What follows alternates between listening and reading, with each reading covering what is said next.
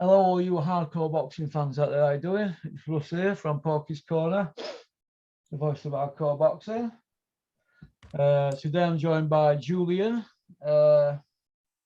from Dewsbury. How you doing, Julian? Are you all right, mate? I'm all right, mate. I think the second time in 3 or 4 days. Get to be a habit. Hopefully, people don't get bored of me. Yeah, people not getting bored of you.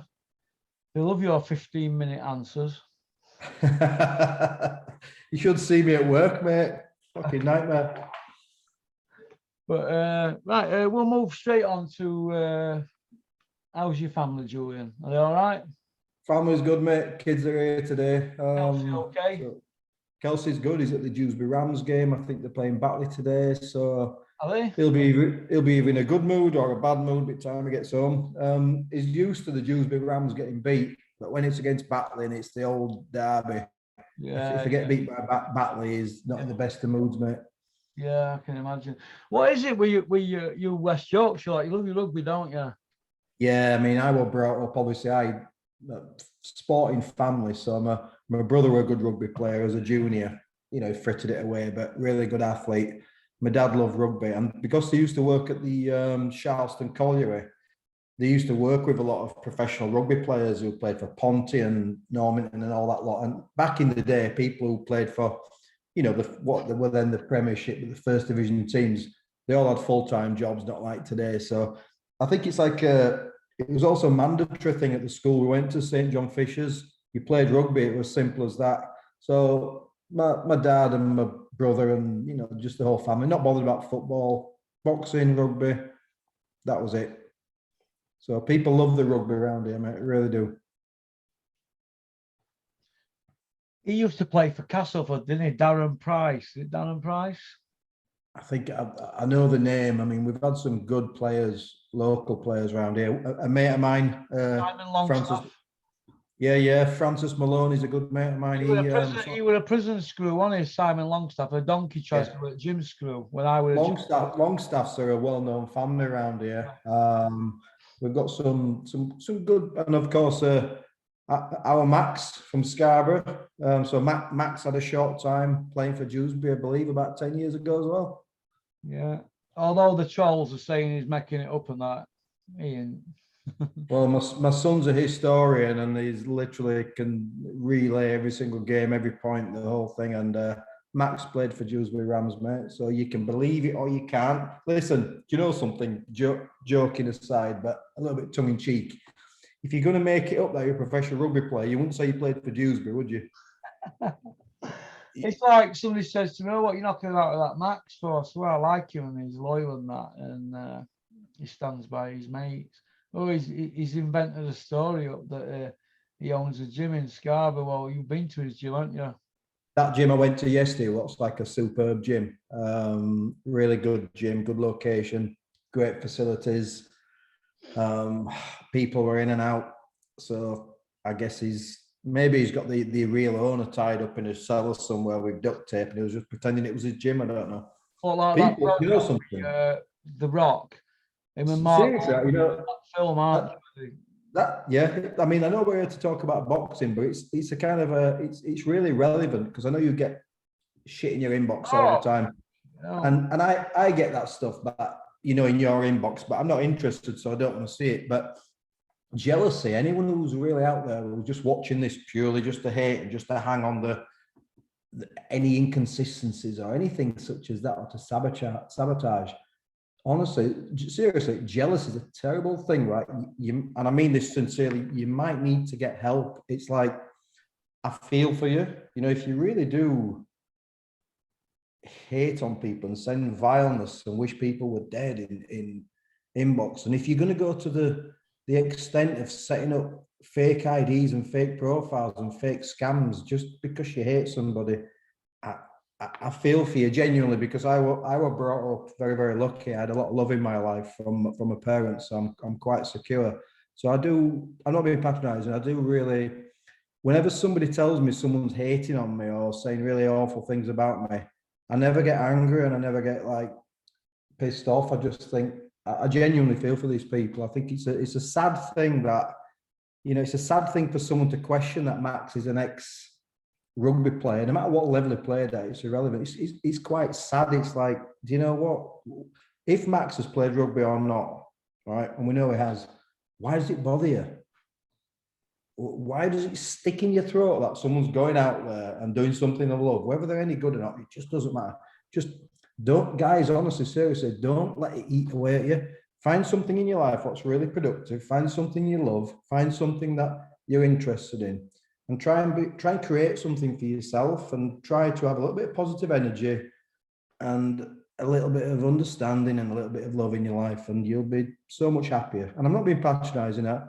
It's just something that this hate that we're seeing online and all this hate around at the moment, and it's like the world's a really tough place right now, Russell. It's a horrible place to be, and this Porky's Corner, right? People think you're hating, you're not. It's frustrations with boxing. It's tongue in cheek, but it's funny, and it's just talking about boxing, and that's all it is. And come on, guys, just get a grip.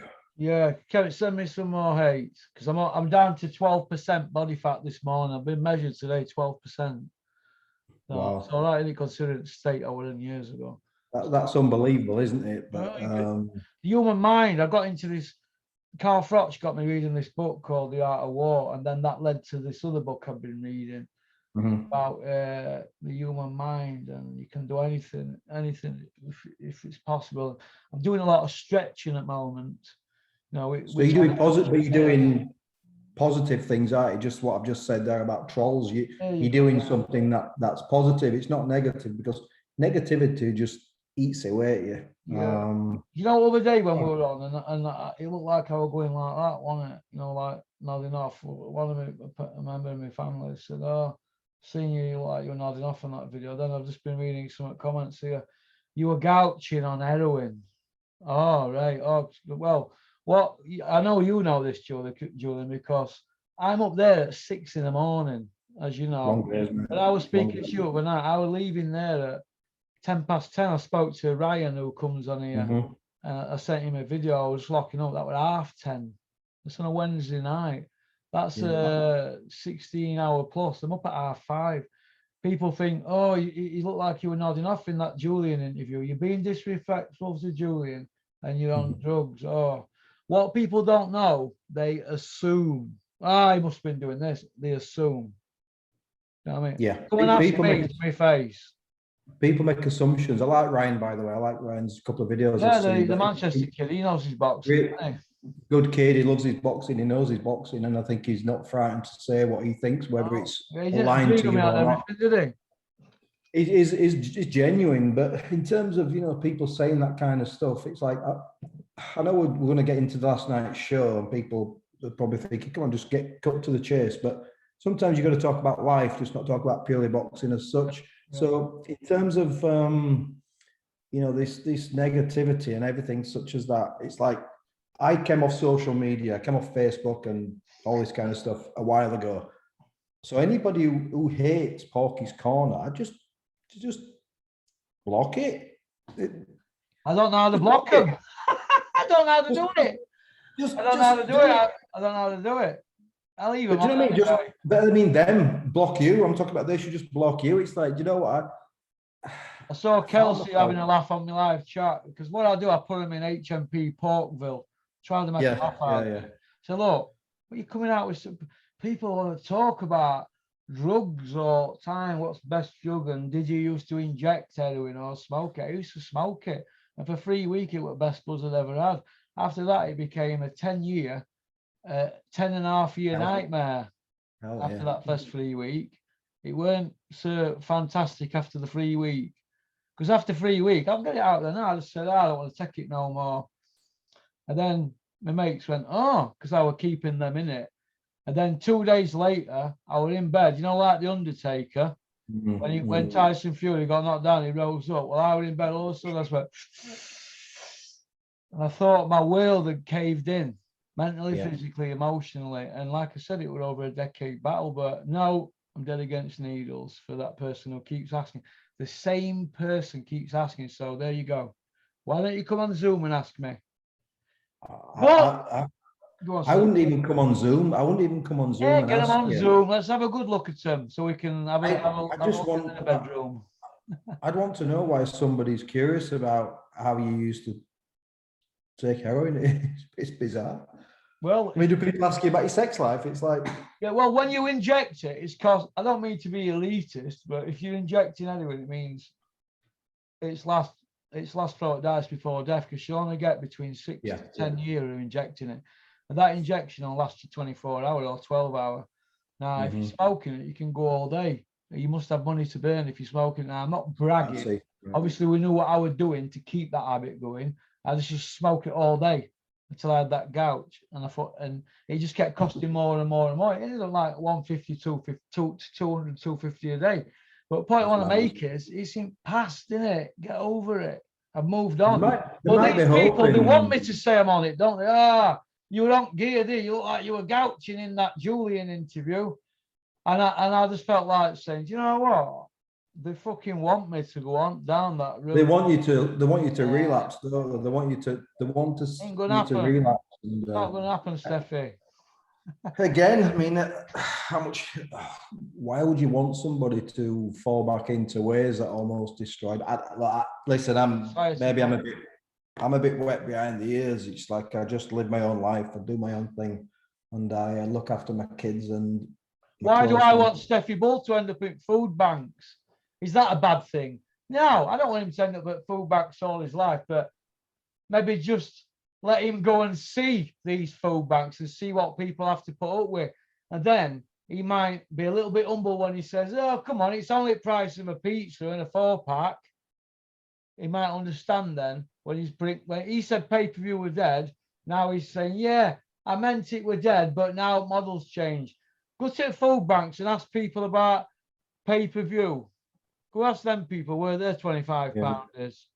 I always got on with Steffi, and I like him, but in terms of people really struggle out there. No, I meant Eddie Hearn food banks, not Steffi. Eddie Hearn. Yeah, I'm going to say Steffi, absolutely. I like Steffi. But in terms of Eddie Hearn saying things like that, it's like it's only the price of this.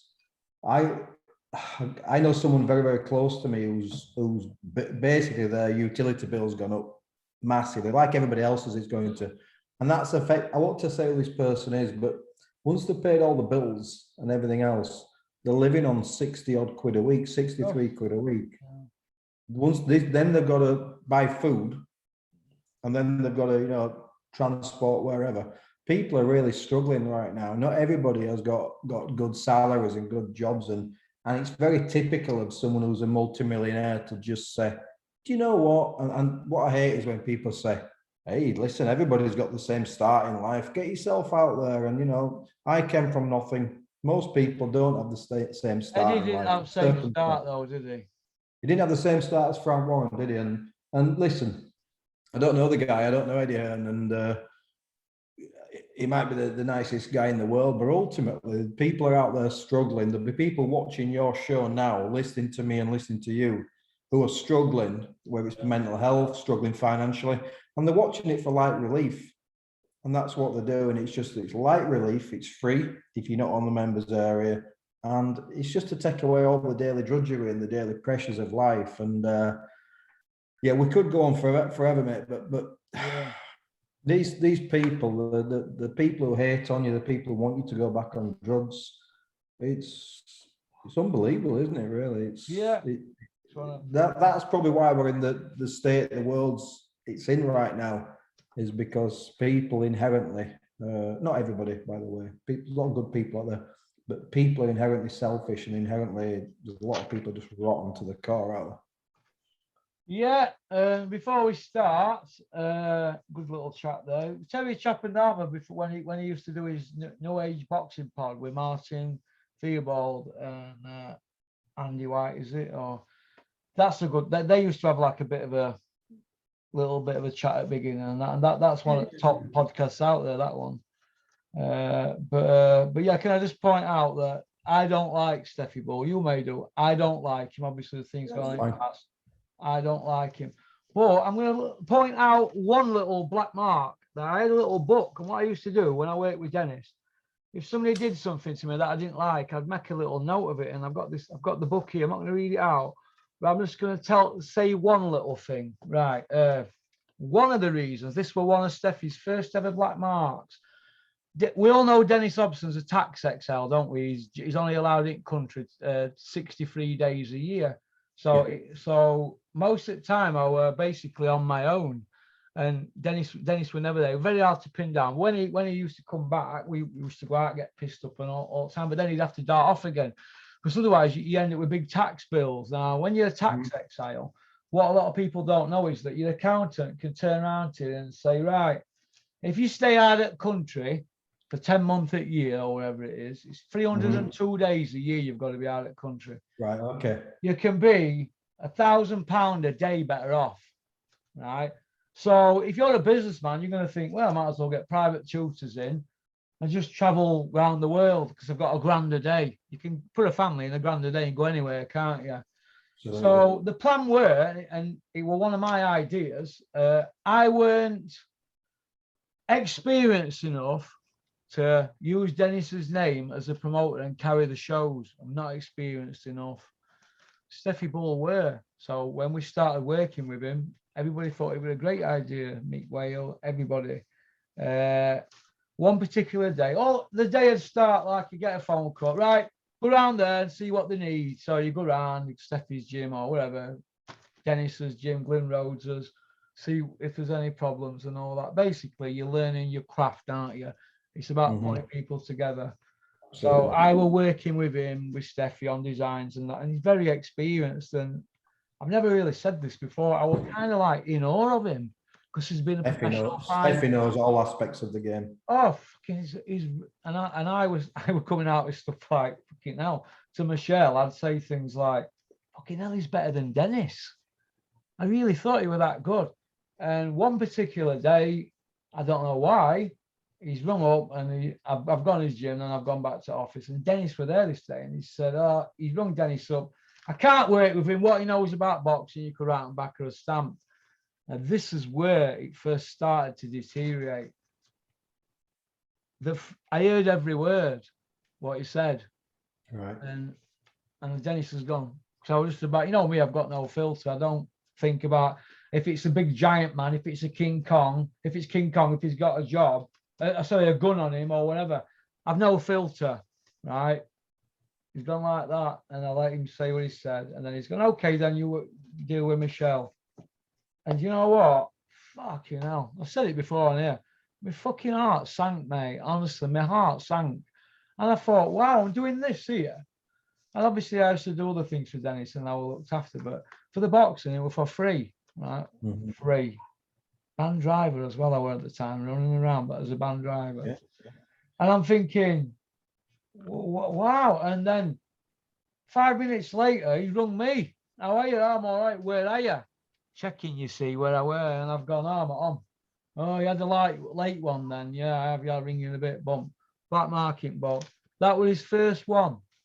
And I was devastated. What sort of person does that?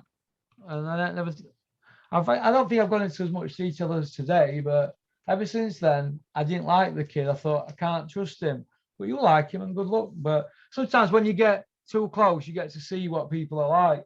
And that kind of like broke my heart. So God knows what his fighters have had to put with over years. Do you know what I mean? But I was heartbroken, me. It's tough, isn't it? Because you're coming into a tough business, and ultimately, I always think it's like at work, your role sometimes is to mentor people and to bring them along to certain levels of competence. And there are no kind of rule books or set of guidelines how to operate in boxing. So you have to be patient with people and be like me working with. I've had people join me, assistant coaches, and other people just want to help in the gym. Generally, I've run my own shit, but I've worked with other people as well at various levels. And you just have to have a little bit of patience with people. Listen, I'm not defending Steffi. That's between you and him. You might have caught him on a bad day. He might have been stretched up to the eyeballs. Who knows? I'll not bring the other 7 marks up then, shall I? Well, that's fine, mate. But listen, ultimately, it's about bringing people along and developing people. But boxing's a very difficult game to get into, especially if you're from not close to boxing in the past. You see, a lot of my education from being 15 years old when I started boxing, because I'm that kind of person who sits back and takes everything in. Even when I was an amateur boxer and I started at Keith Tate's gym, Keith Tate was a pro-am, but he was a professional manager. He had fighters, he trained them, he'd managed them. He did promote local promotions with a guy called Merlin at the Frontier. And I used to just absorb it all. Just so for me, it was being around it. You kind of learn that side of it, and then working with people like Darky Smith and all that. But it is a difficult thing to come into, and also Nick Manners mate him, isn't he? Nick's mate. I think Nick knows him. I've not seen Darky for about 5 years ago. Saw him at a St. Paul's show, maybe 6 years ago. Darky was a character. He used to ring me every night, and when I used to train Mally McIver, who Darky managed, and didn't take any shit whatsoever. And Stephen Smith was a really good lad, good balanced guy, good coach. But I miss those days. And Darky, I used to come over to Dewsbury. Mally McIver boxed a few times at Dewsbury Town Hall, and Darky used to say, Jew, take me up the road for some fags. And I'd be having me driving him around for some fags and just for some bits and bobs. And he was a proper character. So that's a guy who has been at the absolute top of his game in the 70s and 80s. You know, he trained and managed Zelko Mavovich, who fought Lennox Lewis for the heavyweight championship of the world in Vegas. So you learn, and I've gone off track, you know, a little bit, but off track a little bit, but you learn from people such as Darky. And if Darky had said to me, "Oh, the fuck are you? I ain't got time to be talking to you about boxing," and I'd have been wounded as well, mate. I'd have been absolutely gutted. But he saw potential in me as a coach. Darky was the one who put me forward at the Border Control for the big interview to get the license. And he was someone who just he didn't spend a massive amount of time with me. I knew him for about a year, maybe 18 months, 2 years. But if it wasn't for someone like Darky having patience with me and someone like Keith and all those guys, I'd have been nowhere in boxing as well. I'm not saying I was anywhere, but I would have been nowhere. You gotta have patience. You got to develop people in all walks of life, not just boxing. Yeah, it's maybe one day I might tell the other 7 of them black marks. But yeah, it's a tough game. But as somebody to learn off, Dennis was saying, "What do you think?" I went, "Fucking hell, Dennis is better than you." I thought he was really sharp and on the shop floor. And I used to have chats with Mick Whaley about it. I used to say, "He's amazing." And I've had a couple of lads on Steffi's shows, and that's why I have a TV deal. Steffi should have a TV. Even though I don't like the kid, right? I think he's good enough now to be given one Sky date to show what he can do, or a DAZN date. You've got to give him a date. He works hard. He works hard, and he's got all the traits of a boxing promoter in your back. He's dyed in the wool, tried and tested. You know, pro, amateur. He's done it all, like Dave Caldwell. They've done it all, and I'm not going to. You can't knock them. Listen, you can criticize them if you want, but they haven't. If you look at Dave Caldwell again, and we have, that's what this show I think is all about, Russell, about being really objective. And a little bit later on, shock horror, I'm going to give Ben Davison some credit, but if you look at the likes of Caldwell and Steffi Bull, no one's given them anything. They've had to battle for everything. They've had to scrimp and scrape, and they're probably on their asses so many times. They've been down and out, and they've probably had to borrow money and to do this and to do that, and they've had to do a little bit. They've had to do a few other little different things to get by us. Oh, I'm just saying they've had to duck and dive and to get where they are. Yeah, that's the word. You can't. You can't knock hard work and persistency, and they've probably had to develop really, really thick skins as well. So listen, fucking hell, I'm way too sensitive. You know, I mean, I've been in the game for a long time, but way too sensitive to go into the management side of things or anything like that. No chance. Yeah, my argument when I worked with Dennis were Mondays when they all used to get paid, and I always used to feel uncomfortable Monday afternoons because nobody ever used to say anything. That you could see they were all unhappy on payday, and I'd be like, "Wow, this is as raw as it gets. This isn't what I thought it would be." Do you know what I mean? I spoke to Dennis many a times. We spoke many a times about it. And I said, boxing's a meat market. It's a meat market. It was run by the mob, you know, in such a time. It was, everybody knows whenever you talk about boxing, I'm not suggesting it is now, but whenever you talk about boxing, you know, especially in you know, Prohibition era and all this kind of stuff in the States, Blinker Palomero and all that kind of stuff, it was run by the mob. I mean, Don King was the biggest promoter in boxing. Cleveland, he ran numbers in Cleveland, didn't he? This was a guy who's, let's just say manslaughter, who's killed 2 people, one of them by stamping on his head repeatedly, that it caused a major concussion and brain injury. So Don King killed a guy by kicking and the other stamping one, he shot somebody, didn't he? Yeah, so do you know what I'm saying? These are not, look, these are the most influential people in boxing. So it's not tiddlywinks, you know.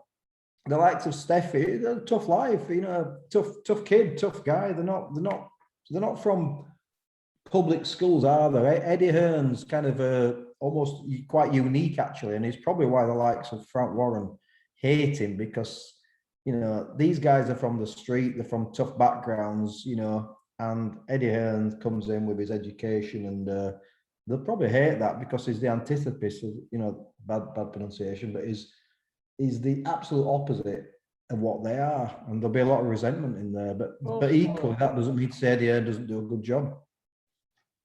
Yeah.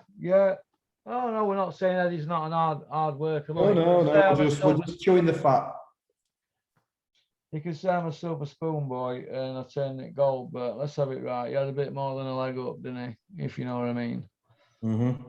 But okie dokie then. Well, let's mosey on. Now we've had a little trip down memory lane, but can I just point out that for every kid that goes through them offices on a Monday, or any boxing office on a Monday, and he wants his payment, for every Clinton Woods, there will be 2,000 other kids that are not going to do anything. So it's like a lottery, isn't it? Better odds than lottery, but it's a lottery.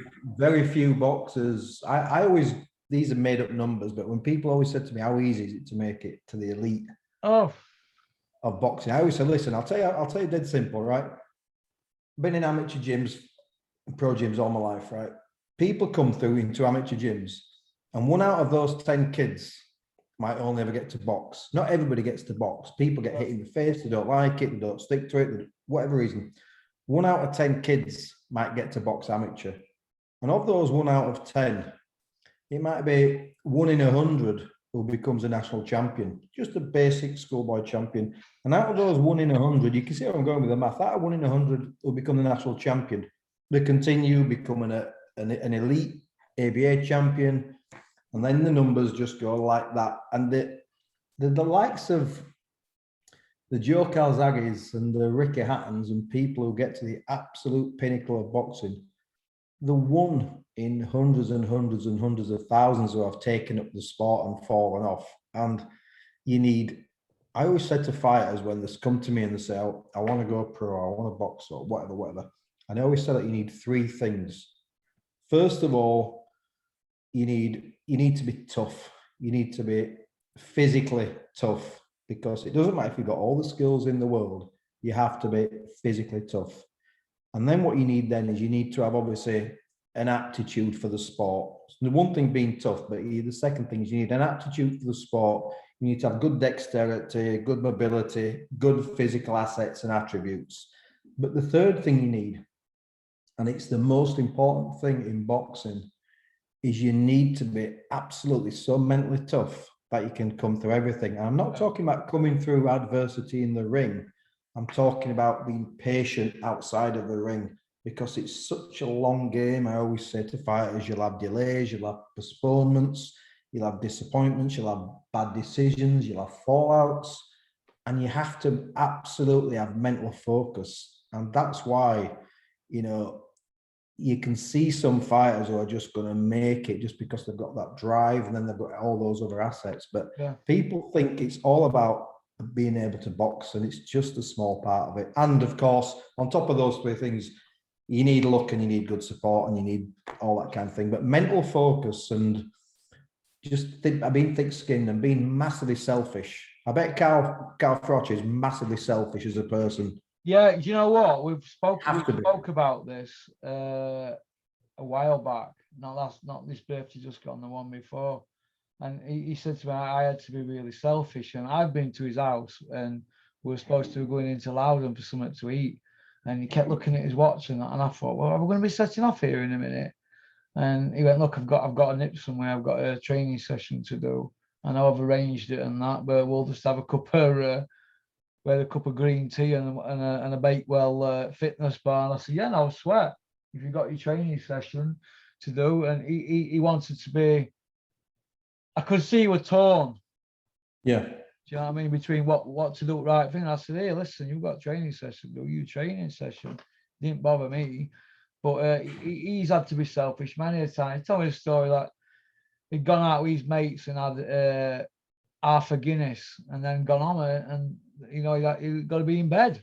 Things like that. And he'd had to leave his family and go to downstairs while they're all having a family gathering and go to sleep upstairs and things like that. So he had to be selfish and that, but he reached his goals in the end, didn't he? Ultimately, and that's what it's all about. You have to be ridiculously selfish because and keep leaving messages. Oh, why do you respect him and all this? Andre Ward beat him and this and that. Yeah, but Andre Ward didn't give him a rematch in UK. Look, point I want to make is Andre Ward's a technician, but getting back to Carl fought hard fight after hard fight. So the guy, I forgot your name, we keep emailing me, the same person all the time. Look, the reason I respect him is not because I followed him from the beginning of his career, from his debut, the fact that he had all the hard fights back to back. And I've only ever asked him about that once. And do you know what he said? He said, it's because why do I want to put myself through 2 weeks on my own and then 12 weeks with Rob to then fight somebody that I can beat? I want to test myself. And isn't that going to set a precedent for the rest of boxing? Well, he thought it was going to, didn't he? And Joshua didn't carry that mantle on from what Carl laid the foundations. He brought pay-per-view back. I'm going on one now. He brought pay-per-view back. Am I right? Eddie Hearn, Audley Harrison got pay-per-view banned.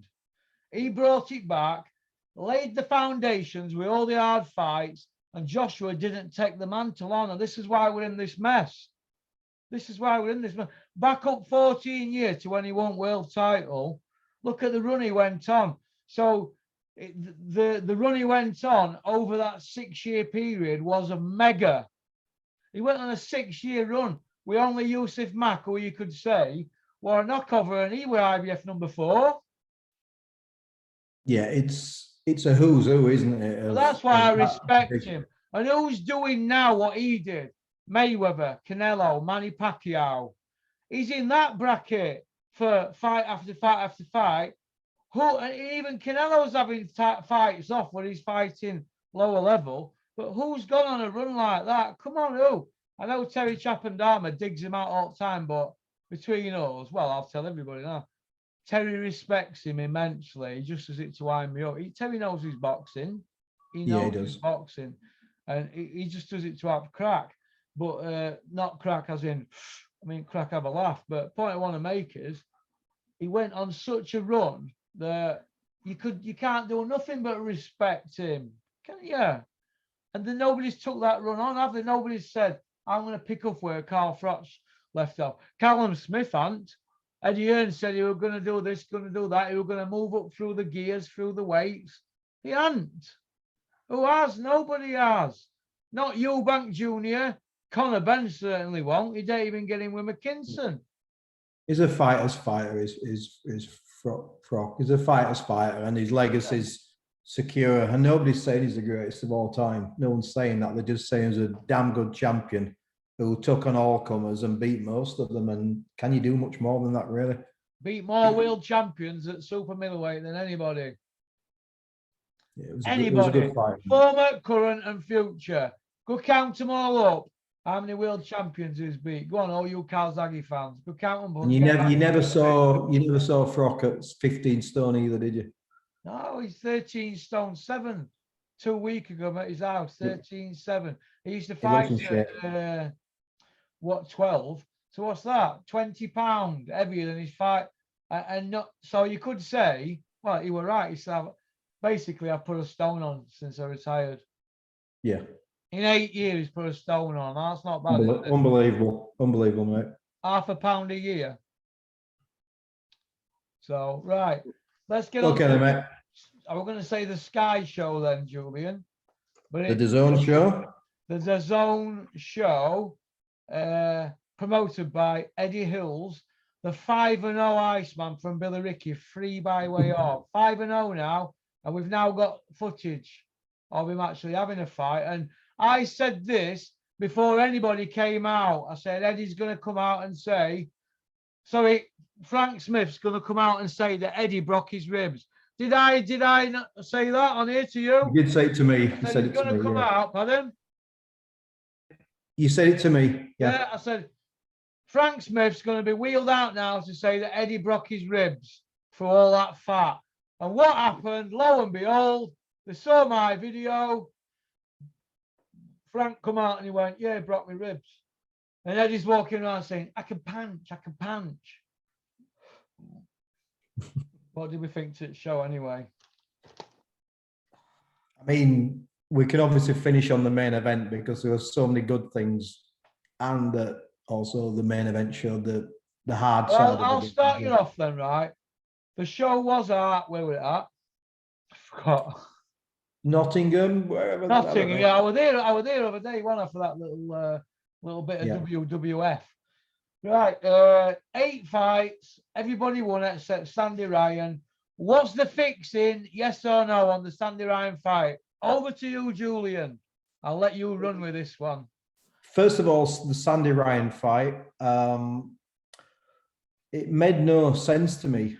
This is somebody who's got a lot of potential, learning her craft with Clifton Mitchell. You know, she's got a good coach there, somebody who's kind of steering her. And I don't know, I know the talent pool in women's boxing. This isn't a disrespectful comment. I think it's something that, you know, even the elite of women's boxing would concede. The talent pool is not that deep. But fighting her Farias, who's, you know, she might have lost the last 3 fights, but she's boxed her in really high company. I didn't see the point of it because I think somebody said last night, it might have been Darren Barker, who said something like it was a high risk but high reward fight. And I'm thinking, why is beating a former champion a high reward fight? Because once you beat somebody like that, you back up there again and you can't drop down. So first of all, fighters should learn their craft. She was pushed in there way too soon. I watched it this morning. I was away yesterday and I watched the main event live last night, but I watched the fight this morning, not really knowing the result of most of the undercard. And I had it 6 rounds to Farias, 2 rounds to Ryan, and 2 rounds even. Yeah, that's right. For me, the last round being even, it was a Farias round because obviously she got the point deduction, so it was 9-9. For me, the most disappointing part of that fight was, well, there was 2 really disappointing parts. There was, first of all, Michael Alexander's scorecard, which I'll cover in a second. The most disappointing thing was, as I was watching the fight this morning, anybody could see that Farias was going to be a handful. The first round was pretty close. I thought Farias won the first round. She landed cleaner shots. She blocked a lot of the big shots, but there wasn't a lot going on. Then in the second round, she was raiding Ryan every single time with threes and fours. And she was winning that second round by a country mile. And I was listening to the commentary and Darren Barker and the others. And I just wanted to kick my TV in. And it was like, you've never even made any recognition to what's going on in the ring. Oh, Darren Barker? I fucking hate it. It's like, listen, I've said this time and time again, so I don't mind digging them out. Your job is to be neutral. Your job is to commentate on the action, not every single piece of action, but commentate on the action. Now, it was really clear to me after 2 rounds that she was in a real fight. And the way they were talking was everything was really, really comfortable. And then after 4 rounds, I think 1 round was really, really close, but I had a 4 rounds down after 4 rounds. And at no point did the commentary make any kind of recognition to what was going on in the ring and she was at risk of losing her unbeaten record, and she might have been pushed in too early. And as I'm watching it, I'm thinking, what basically happens, right? And this Sky used to do this and used to drive me nuts. The commentary and the promotional outfits and everybody who works and everybody who knows these people are all mates. All of them are mates. They have an expectancy who's going to win that fight. So Sandy Ryan's being groomed as the next big thing, and they expect that she's going to win that fight. So it takes them 5 or 6 rounds to really realize what's happening in the ring. And it's so unprofessional and it's so poor. It's really poor broadcasting and poor journalism to not recognize what was going on in the ring. I could see what was happening. What was happening was she was going to get beat. It was really obvious to me. It's a learning thing for her. Listen, losing a fight's no big deal. Sandy, losing a fight's no big deal, okay? I sometimes think it's unfortunate when you get pushed in too early. You'll come back, you'll bounce back, you'll be fine, you'll have a good career. But the commentary was absolutely awful to a point, and only when it became painfully obvious what was going to happen did they even recognize it was a close fight. So the commentary was fucking dreadful, okay? I wouldn't pay you. You're not neutral journalists. You're not neutral broadcasters. Darren Barker's married into Matchroom, man. He's married one. Well, then he shouldn't be allowed. He shouldn't be allowed to commentate. And I don't have an issue with Darren Barker. Fine fighter. I used to love watching him. But you shouldn't be allowed to commentate because you're not neutral. Your job is to be objective. If you're a journalist or a commentator or whatever media, your job is to be objective, and your job is to tell us what's going on and to share your thoughts, because we look at you to be experts, and you didn't do that. So that was the first thing that was wrong with that fight, was the commentary was fucking dreadful. It reminded me of Kell Brook against Errol Spence. When Kell Brook and Errol Spence fought, I remember watching it live, and Sky had Kell Brook boxing an absolute clinic against Spence. And after 6 rounds, I had it even. But not only was it even, it was really obvious what Spence was doing from round 1. He was landing body shots, he was taking his time, etc., etc. And I just couldn't believe that Sky thought that Brook was putting on such a clinic, and it was masterclass, best performance, etc. And that's what happened last night. Is the commentary expects one thing, and then that they can't see past that, and they're not reflecting what's going on in the ring. So the first part of it was, you're a mile off. So Darren Barker and the rest of you were a fucking mile off reading that fight. You were so far off. It wasn't until the 7th and 8th round that you realised it was close. And then here again, we say this week in, week out, Russell. Oh, she wasn't even close after 8 rounds, was it? It wasn't close. And then they were making out it was close, weren't they? Because she were getting tongues. I think the young pro who's was helping with the broadcast, Sky, I think she's called. She was kind of saying, "Oh, yeah, it could be close. She might be a couple of rounds down." And she was kind of that get out clause. Oh, yeah, it's subjective. Everything's subjective. And then what do we get then? And I thought Ryan put in a good performance. She was just beaten by a craftier, more experienced opponent. No disgrace there to Sandy Ryan. You're coming up to the Kevin Parker incident in the last round, aren't you? And then what happened then? Obviously, we got the point taken off.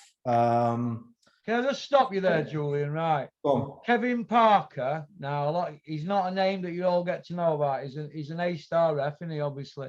Right, Kevin Parker, he sort of goes under radar. He's one that I mentioned about 4 or 5 months ago that needs watching. Now, why he took a point off at the end, I don't know. Maybe he thought it might help Sandy Ryan down the line when it gets to judging. But she was that far behind, it wouldn't have made any difference, would it? But he thought that she was doing naughties with the head. But what sometimes happens, as you know, in boxing, someone steps in like that. You know, a short person comes stepping in with their hands up against somebody who's coming into the shot as well. Heads clash. Listen, it's only when it's intentional or it's repeated. Accidental. That girl was that far there. Why would she want to be fouling? There were a couple of head clashes, and that's unfortunately what happens in boxing. And then what happens then? We call this every single week. I said it the other day. Every single week on a big show, we get the fucking horror card. So this week, Michael Alexander take the spotlight, because once again, we get this massive swing between Steve Gray and Michael Alexander. Oh, not Steve Gray. I've no fear. At least he got the fight right. At least he scored the fight right, didn't he? So we had a swing of 7 fucking points in a 10-round fight. In a 10-round fight with 2 minutes each fucking round. 20 minutes. Oh no. Not Steve Gray. Oh no. No. And Michael Alexander, that was this week's shocker of a card. What were you watching to give Sandy Ryan 7 rounds of that fight? Michael Alexander, you need to come out and tell everybody about when you asked Michelle Taylor to go out with you on a date. Dennis's PA. But what needs to happen, right? Listen, the board, and you always hear me talk about consistency, don't you? Right, I don't care if it's an undisputed fight or if it's a 10-round English title fight. It doesn't matter, right? So last week, Ian John Lewis has been demoted because he's put a scorecard in what was a horror. Okay, so Michael Alexander, you just put a horror of a scorecard. Are you going to demote him? Well, Michael Alexander, 3 points, right? Ian John Lewis, 3 points. They're the go-to guys, aren't they? If you need a good cushion of 3 points. So Michael Alexander, you need demoting as well, but because that other girl got the win, it'll be all right. But looking at exactly, Julian, if I'm a casual fan, I'm going to look at the matchmaking here. I'm not going to want to know ins and outs. I'm just going to look at the records. You've got a 3-1 girl, right? Sorry, she's 3-1 now, Sandy. 3-0 before yesterday, fighting a 26-5, now 27-5. But if you go down bottom at card, you've got the men won't fight somebody with that amount of fights because there isn't the females there, is there? So to be fair to Sandy, she's got nowhere to go. They've rolled the dice with her, but she's in with an experienced girl with 32 fights coming into a 32nd fight. She's coming into a 4th fight. They've tried to do, we'll take a point off away fighter and that. It's not worked. She got knocked about, right? But let me tell you this. Let me say this to you. Would Sandy Ryan beat Chantel Cameron? Because this is the fight that they were going for down the line. Would she beat her? Chantel Cameron had put her not into orbit, she put her on the moon. She's not ready for him. The thing is with Sandy Ryan, when I watch her as a fighter, there's a lot to like about her. I mean, she's got that beautiful left up to the liver. She must be watching Canelo and timing that shot.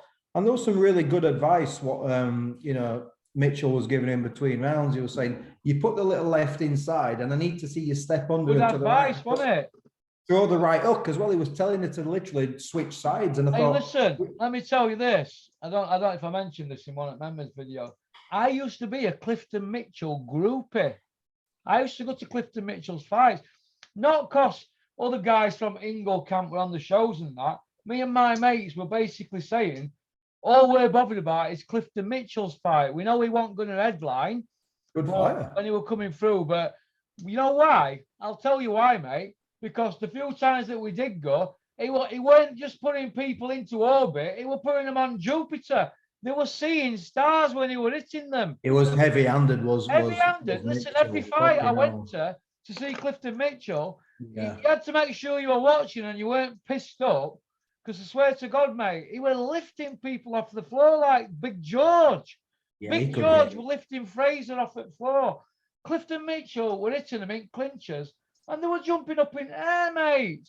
Freaky. You just wonder why they've taken that fight. And sometimes it's beyond the trainer and beyond the manager. It's almost like, well, that's the fight. That's the only fight we've got you. Do you want it or not? It's a tough one. I think she'll come back fine. There's a lot of things I liked about her. She stands quite upright for quite a tall girl. She stands quite upright when she's doing the body work.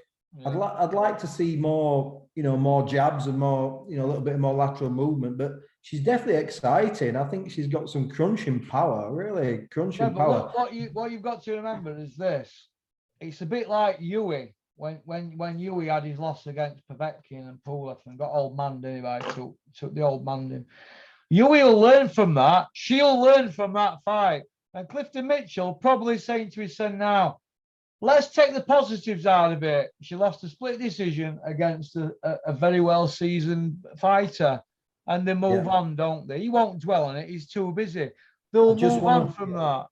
Eh? There's one key point I want to take from that fight that nobody said. I didn't hear the commentary say it.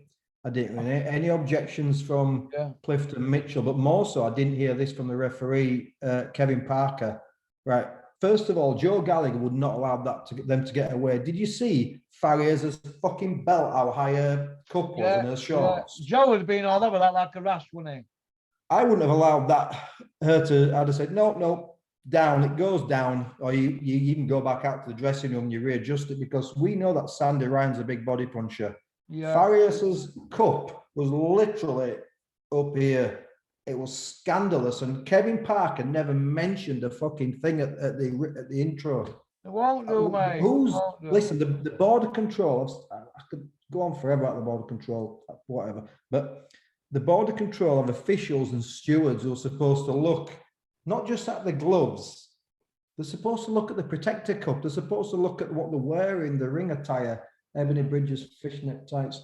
They're supposed to look at all this stuff, and that Farias's cup probably saved her from getting doubled over from those left hooks to the body. It was fucking ludicrous, and this stuff needs to be spotted by referees.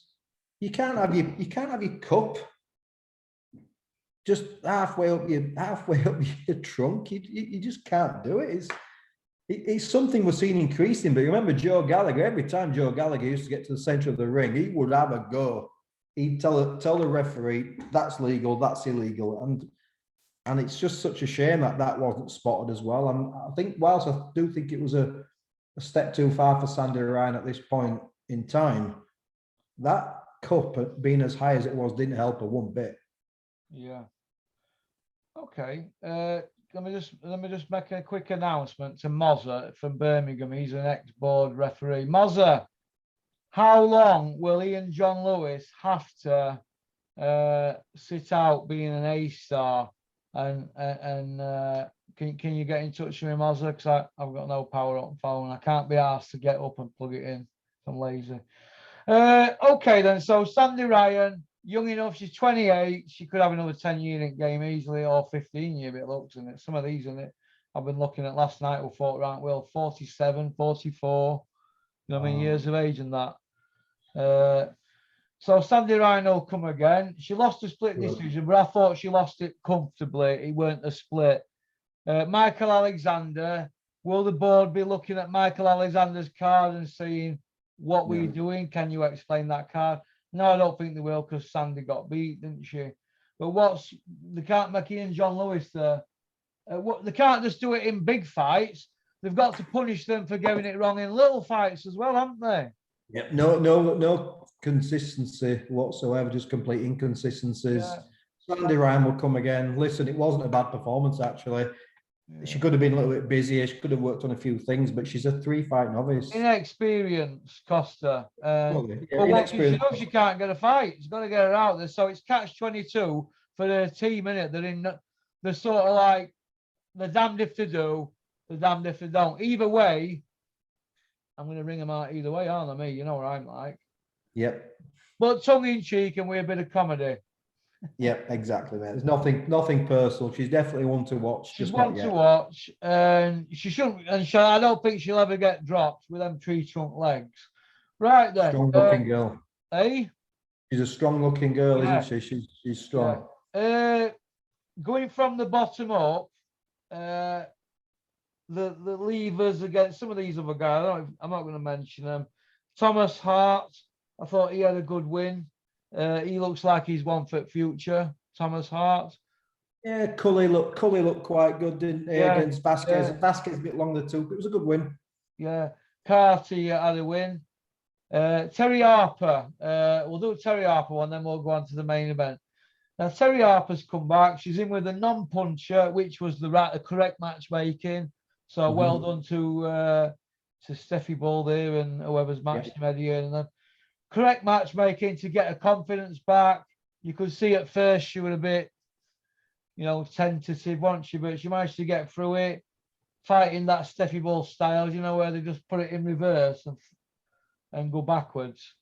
So she's 12-1-1 now. So she's a seasoned pro now. It shouldn't be about belts for Terry Harper now. She should just be hanging around trying to get a few quid in bank now, because at any time, if she wants to go for a belt, she could beat somebody who could punch a bit, and she can't take a punch, can't hold a shot, can she? So interim belts I see for Terry. What do you think? I haven't seen all the fights, so I have to be honest. You know, I've skimmed this morning. I've seen 2 or 3 main fights. Terry Harper. The only observation I've got on Terry Harper, she looked good at lightweight. Physically, she looked good. The only thing, and I mean this genuinely, honestly, she's so fragile. Her personality is so fragile. I worried, right? Fighters get beat. It takes some bringing back from. Yeah. But there's getting beat. And then there's your whole world swallows you up when you get beat. I understand you lose a world title in your home city. It's dreadful, but fighters do get beat. But she looked so timid in the ring before and afterwards. She's got lovely boxing skills. I watched her afterwards and so emotional. And it's like, you have to have, what did I say earlier on when I was talking about the 3 things that you need to be a really top fighter? And one of them is that mental fortitude, that mental strength. Yeah, Clinton and Froch have got it. You can't get in the ring thinking, I just need to get this one over and done with. Yeah, she's got that sort of mentality, hasn't she? Like she wants to get it over and done with. She looks anxiety ridden. First of all, seems like the sweetest girl in the world. I mean, so much credit to what she's achieved. And Steffi, they've done a brilliant job together. But she looks absolutely anxiety ridden and terrified and way too nice to be involved in professional boxing. Way too nice. So actually, I found it a little bit upsetting watching the relief afterwards for her. It's quite emotional watching it, thinking, you think she's fighting and she don't really want to be there, kind of thing? She's probably asking herself, what else can I do with my life? You know, it's a real tough place to be if you really Dennerby. if you lack confidence. I thought you were on about area she's from. No, I'm talking kind of career-wise. If you lack confidence and perhaps self-esteem, and you've had this such downer that Steffi said, I've had to really pull her out. It's a tough, brutal world, is boxing, and you have to get on with it. Yeah, I felt for her, actually. That was my only observation watching. I watched 3 rounds of the fight. Like I say, she looked good. She looked filled out of the weight. She looked good. She's a lovely boxer. I just it was quite hard watching this girl go through clear emotional turmoil before and after. It was like a relief the fight was over for her. And I felt it was quite hard to watch. And I just question if she's tough enough for boxing. Clearly, she's been a world champion. That might sound ridiculous, but I question if she's only been hit twice. Jonas hit her. She didn't like that. And that other girl put her on moon. Yeah. But seriously, good luck to them. And I hope she goes on and carries on being successful. Yeah, I say good luck to Terry Harper. Yeah, good luck to her. That's what I say to her. I don't say good luck to Ginger Winger. Right, the main event then. Moving on from Alice in Wonderland, that's what we call Terry Harper, Alice in Wonderland. Right, the main event, Leigh Wood with the bubble perm and Conlan. Conlan's 16-0 against Leigh Wood. He now moves to 26-2. Gav McDonald knocked him out, didn't he? Yeah. Leigh Wood, right? All of a sudden, he's turned into this Iceman. All of a sudden, what's his secret? Ben Davidson. I've seen him spar. Obviously, he once sparred with Sykes at Dom's gym a long time ago. Leigh Wood sparred Sykes and Jordan Gill. Gaz did, I think he did 4 rounds with them each. Gary was shot to shit by that time, and it was clever. Was Leigh Wood? He hadn't quite filled out. He was clever, and he was late bloomer. He certainly didn't look like a puncher during the sparring. He was a nice mover, some beautiful moves, and he didn't look like a puncher. I mean, he's a real success story, isn't he? The last couple of years, he's turned it round. Yeah. I mean, yeah. Do you know what? I watched that fight. I watched it on my phone, so I do need to watch it again. And it was a bittersweet fight because it was just a brilliant fight. It was a fantastic fight to watch. Conlan was absolutely brilliant. Leigh Wood was just so ballsy, and so he wasn't giving that belt away without a fight. It was dramatic. The crowd absolutely loved it. And then the end of it obviously was just really disturbing, and it just reminded us all that these people are doing such a dangerous thing for our entertainment, and obviously for cash as well. They're not doing it for free, but it just reminded me that they're just true fighting men. There's when boxing's actually at its best like that, there is no other athletes like professional boxers. They're just incredible human beings, honestly. Listen, the fight. Now, I saw Ben Davidson leaning through the ropes. You know, in the middle of the fight, shouting instructions. You're not allowed to lean through the ropes and put your arms through it and be doing it. What is the penalty for that, Julian? You can get sent away from ringside. The referee can send you into the dressing room. It's literally any infringement by the corner. Yeah. The referee can disqualify you into the dressing room.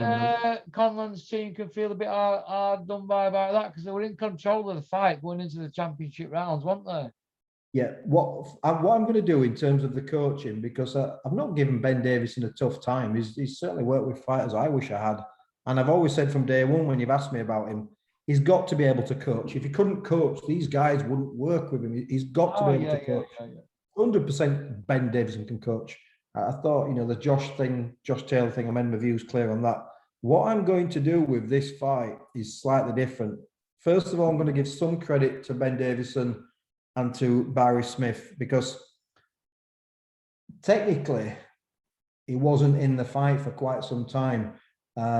Everything he tried wasn't working. That's just because Conlan's such a versatile, brilliant boxer.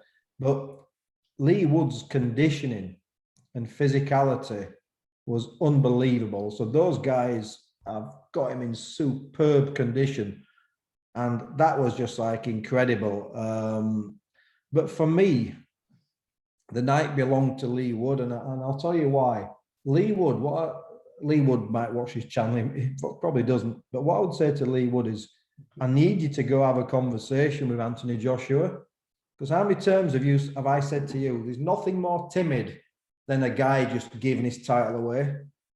Leigh Wood didn't want to give that belt up last night. Leigh Wood wasn't giving that belt away. Crowd rode him on, Crowd rode him on. His balls in that fight and his heart. And in the 11th round, he came out like a man possessed, didn't he? And in that 12th round, he was just unbelievable, was Leigh Wood. And I've said so many times, there's nothing more heartbreaking than to see a man's soul get taken away. Usyk took away Joshua's soul, and he never bit down. Joshua never once bit down.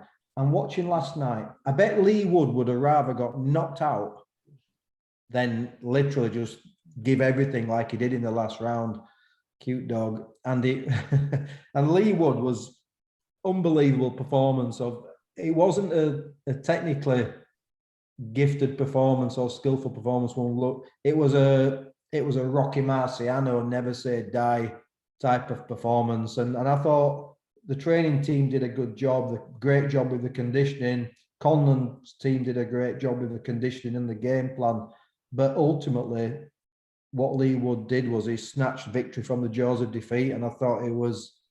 You'd have to see that again, won't we? That's a pay-per-view, that, in it again, isn't it? He was an Iron Man in that fight. It was just, I can't say enough good things about him. And it was also the one. Emotions were flying high, but he was the first person in his team to calm everybody down. He calmed Ben Davison down. He calmed Barry Smith down, because emotions go all over the place. And he recognized very, very quickly that Conlan was hurt. And he quieted his team down. He quieted the crowd down. And what can you say about Leigh Wood? It went up in my estimation, Leigh Wood. I am now a Leigh Wood groupie. I just thought it was. I've always enjoyed watching him. He's gifted. He's powerful. He'll get a great following off this now. But what they'll try and do, they'll try and get a foothold in Nottingham. Yeah, I hope what he does is I hope he makes a shitload of money. That's what I hope. He deserves it, and he also deserves, because I don't love these regular belts they've got. He deserves to be promoted to the super champion, because how can Santa Cruz literally just sit on that belt for the next 20 years having not defended it? So Leigh Wood, they need to push for him to be the super champion. I'm sure he'll make a lot of money. He's got a Conlan rematch. He could fight the winner of Warrington Martinez. The world's his oyster right now. You can't knock him, because there are fighters like Leigh Wood who have just quit and walked away from the sport after disappointments he's had, and he's hung with it. And Ben Davison, whatever he's brought a newfound confidence and a newfound belief to him. So we've always got to be balanced, and we've always got to say, well done to the team, well done to Conlan and his team. But the night definitely belonged to Leigh Wood, and it's just such a shame that the celebrations were quite muted at the end, and for good reason. But thankfully, Michael Conlan's now in a good place. He's healthy. Yeah. He'll come again, Conlan. He excited me. I think he's a good little fighter. They sold the fight well. They promoted it to the best they could. But I think that's got to be a pay-per-view now in Ireland. Let's see that in Ireland now. Let's see Conlan get his payday. Let Leigh Wood will get lion's share, because he's going to be going over there with belt. But let's see him fight in Ireland and get them both paid. And let's see it again, because it could be another Ward Gatti, couldn't it? Could be looking at a Ward Gatti trilogy. Proper fight, not like some of these other things that Eddie's been putting on us. I mean, Conlan's work to the body from the early rounds I was wincing. Wood was just, you could see Wood was just, his ribs must be sore as hell this morning. He must be black and blue from head to toe, must Leigh Wood. And the body assault from Conlan was sickening. And the worst thing about getting hit to the body is getting hit by a southpaw to the body. It's not like the left hook from an orthodox to an orthodox. Sometimes it's the floating rib. You feel them to the kidneys. But when you're fighting somebody who's a southpaw and they throw that straight shot to the body, it's right in the solar plexus. It just takes all the air out of you. And you could see there was one round in particular, I can't remember which round it was, when Leigh Wood kind of like leaned forward, and you could see he was in absolute agony. And he rode it out for 30, 40 seconds. He took another 7 or 8 massive body shots. And then he just came back, and I just thought, I'm like you. I liked watching Wood anyway. I'm a fan of this guy. I don't care if Leigh Wood gets beat or not. He didn't do that against Gav McDonnell, though, did he? Gav McDonnell sometimes he did. And sometimes, though, Russell, to be fair to Leigh Wood, it's inexperience, it's youth. He wasn't at the weight that he's found now. Sometimes that happens, and he ran out of steam. And, fighters get beat. What can I say? But right now, he's looking a very solid champion, a very solid fighter. And do you know what? And well, no matter, I mean, I know Josh, and I think Josh beats Martinez, but let's be honest, who would have said this 12 months ago? You'd have to favour, in Britain, Leigh Wood to beat any featherweight in Britain right now. Yeah, you would. You'd have to. You'd have to have him favourite to beat anybody. Well, let's go through featherweight. So who have we got now at featherweight? Galahad, Wood, Warrington. Right, there's 3. They're your top boys, aren't they? Conlan obviously still there. Yeah. Conlan's in there 4. There's them 4.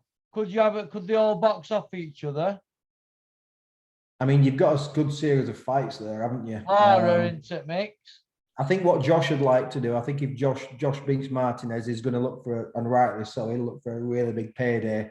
I don't know if they can go stateside, or maybe he'll fight Leigh Wood. I don't know, but it's a really exciting. Featherweight's the on top division. Hey, listen, Josh Whale could come back and go in mix, couldn't he? Featherweight's red hot right now. Red hot, man. You could have a Super 6 or a Super 8.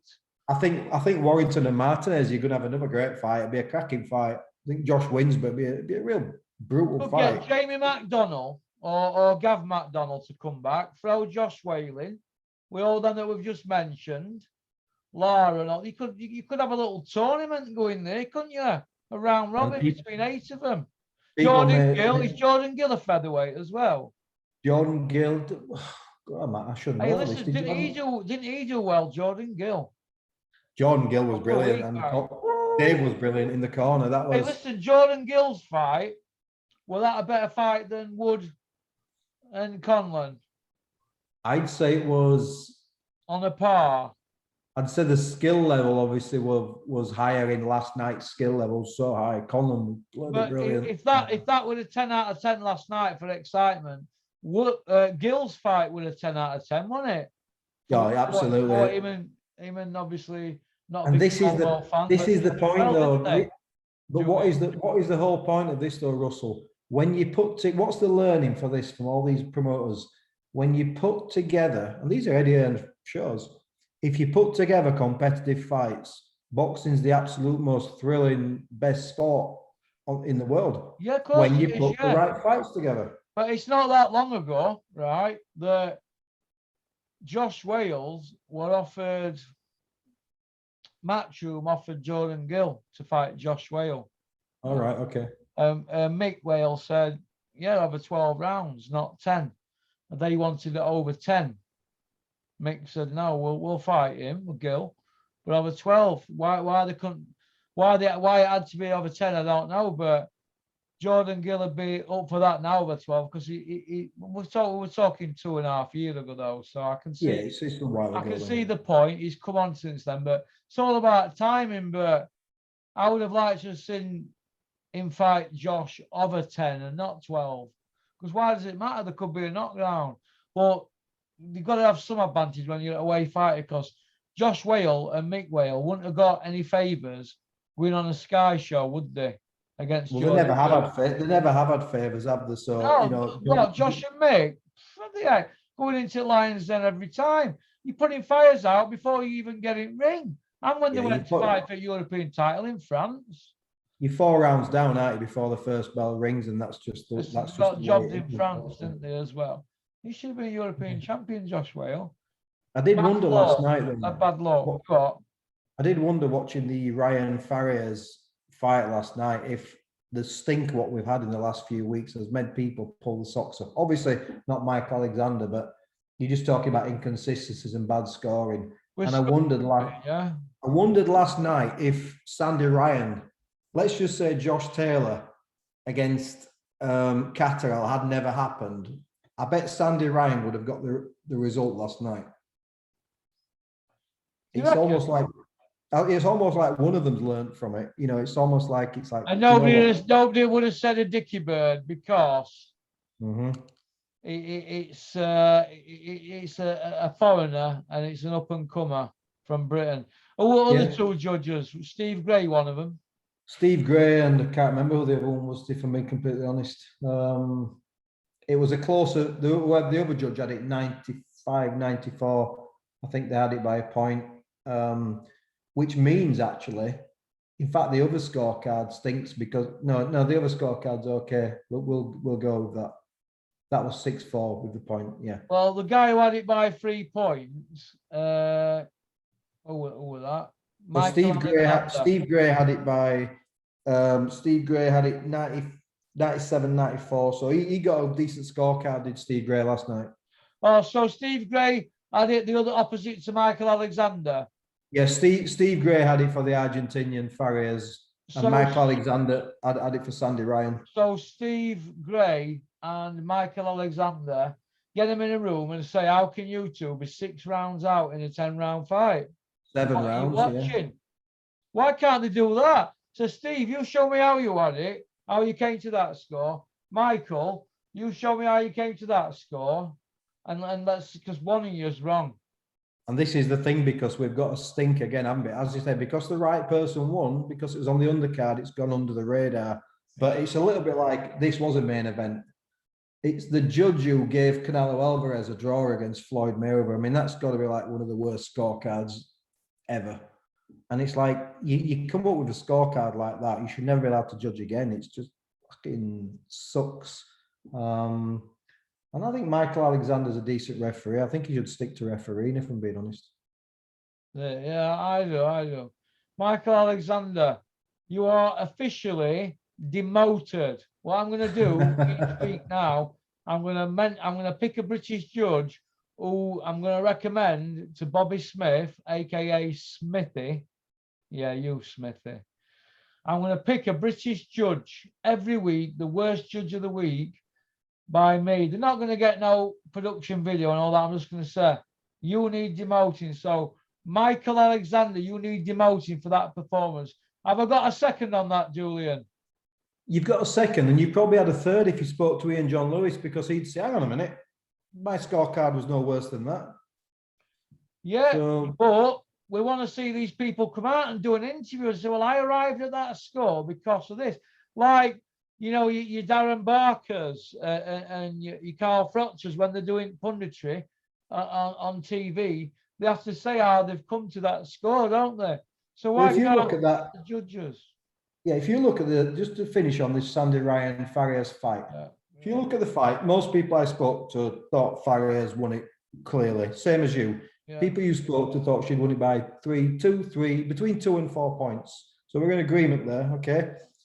2 of the judges had a win in it. Steve Gray had a win in it by 3 points. And if you take away the point deduction, then he had it by 4 points. Yeah. So it's a clear win, isn't it? So if you're Ian John Lewis now, yeah, you've been demoted, you've been ridiculed, you've been scapegoated. You only had a 2-point difference. I mean, we all know Josh Taylor didn't win that fight, but Ian John Lewis only had a 2-point difference with, was it Victor McLaughlin? Yeah. Or whoever gave it to Taylor by 1 point, Lewis gave it by 3. So there's a 2-point difference between Ian John Lewis's card and he's been demoted. Yeah. Right, okay, so if you're Ian John Lewis now and you see Michael Alexander have a 7-point difference between basically Steve Gray, who got it spot on. Steve Gray, well done. Good scorecard. Steve Gray got it spot on, and Michael Alexander had 7-point difference. So Ian John Lewis demoted for having a 2-point swing. What's going to happen to Michael Alexander for having a 7-point swing? Zilt. So if you're Ian John Lewis, you're gonna feel badly done tonight, aren't you? So Michael Alexander, you've got away scot-free yet again, haven't you? You need demoting. You need to be watched, like Kevin Parker.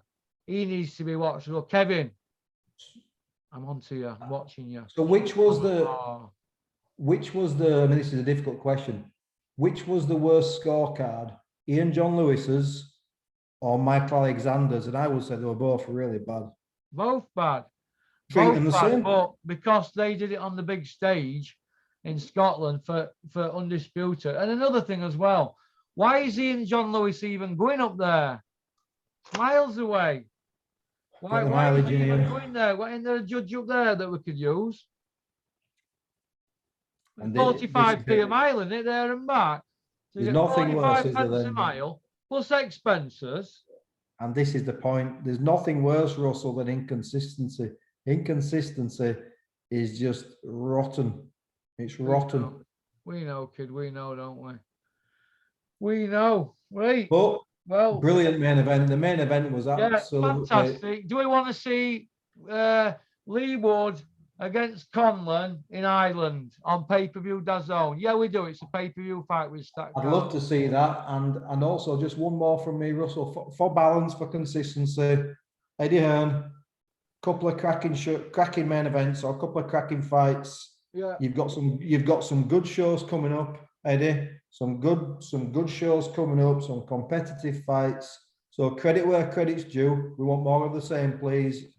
And people will give you a much easier time. Not that you're bothered, Eddie, because you are thick-skinned, but credit where credit's due. Credit Ben Davison and Barry Smith did a great job getting Leigh Wood in condition. Credit Eddie Hearn putting this fight together. And again, it's a shame Michael Alexander, for me, left a bit of a sour taste. But ultimately, I remember that fight, and I'll probably forget about that score. Hey, listen, Boxing Board of Control always spoil every show, don't they? They ruined the other show, didn't they? We Taylor Catterall and Michael Alexander. If that had gone other way, and if he could have ruined the show, couldn't he? He could have been party pooper. Michael Alexander, what has you been smoking? And can I have a quarter of it? And it's probably doing no favours to Sandy Ryan, because she might be really thinking, well, it was a split decision. I thought I won that fight. And Sandy Ryan, the best thing for Sandy Ryan is to say, I've got a lot of work to do.